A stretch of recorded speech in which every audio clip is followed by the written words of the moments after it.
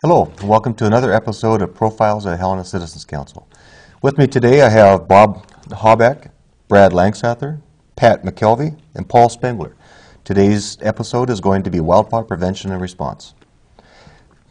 Go ahead, Bob, and talk to us about what this meeting is about.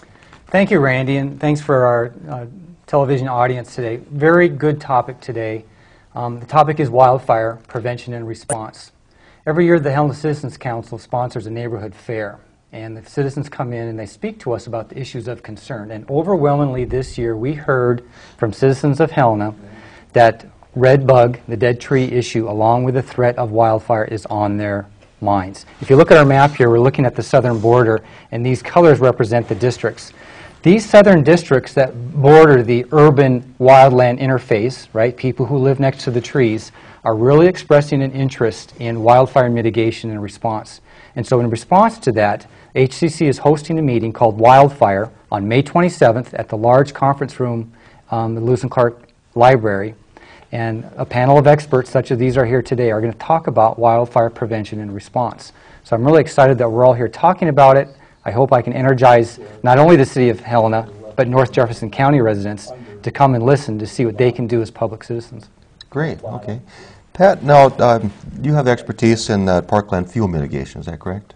Yes, I'm the Natural Resource Coordinator for the City of Helena, and my job entails managing the city's open lands properties. And these are our natural areas, and as Bob referred to, all you have to do is scan the backdrop of Helena, and you can see that we've suffered extensive mortality in the pine stands that are on city property. The city is managing about 1,800 acres of open space property, and right around 1,500 acres of the city's open space lands are heavily forested. And 1,100 acres of this ownership are heavily forested with ponderosa pine, which of course is the tree that the pine beetle will infest and kill.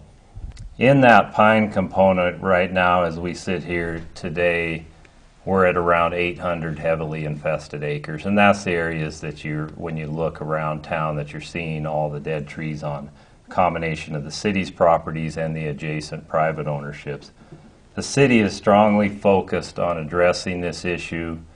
Last summer, the Commission approved a 10-year strategy to deal with the mountain pine beetle mortality, and we're currently engaged in that process.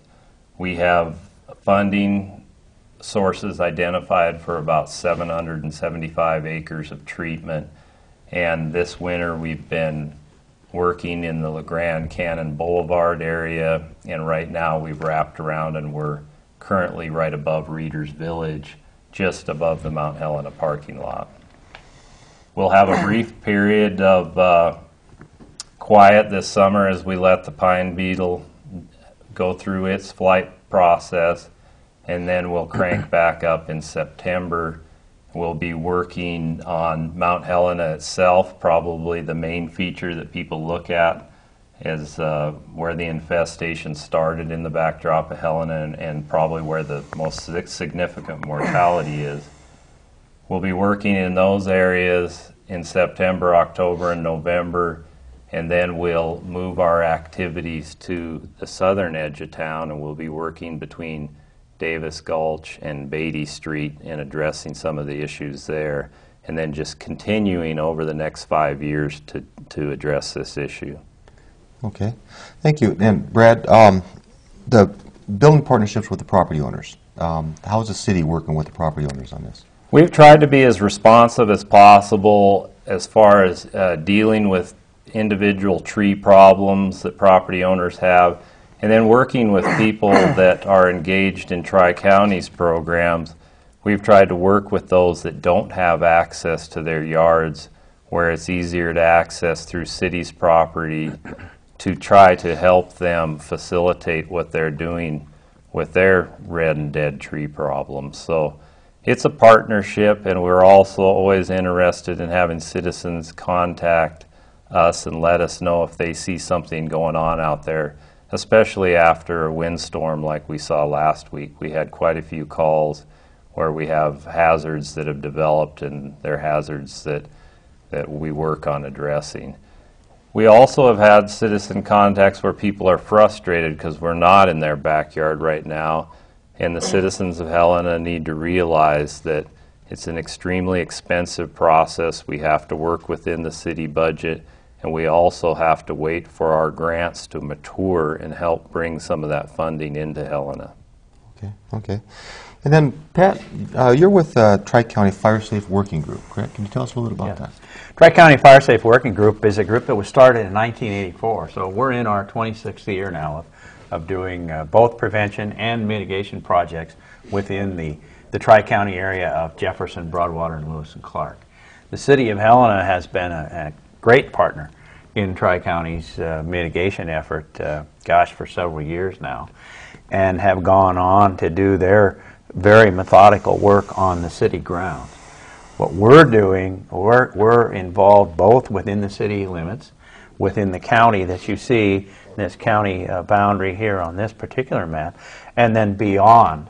And I'd like to we don't look at it from a streets and blocks perspective.